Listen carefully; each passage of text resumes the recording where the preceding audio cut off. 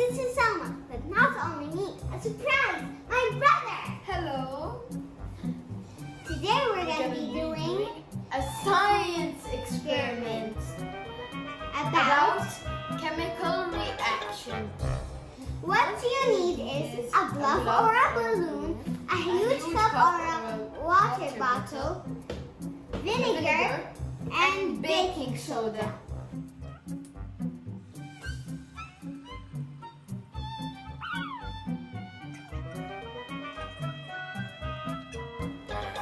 Now let's put the baking soda inside here.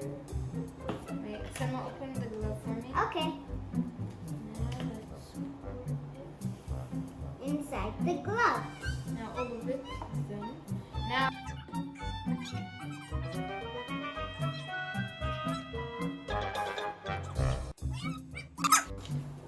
whoa, where is it? Oh, there it is. Whoa! Whoa!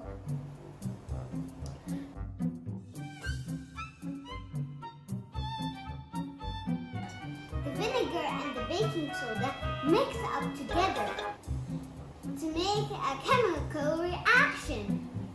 The chemical reaction creates carbon dioxide, then inflates the glove.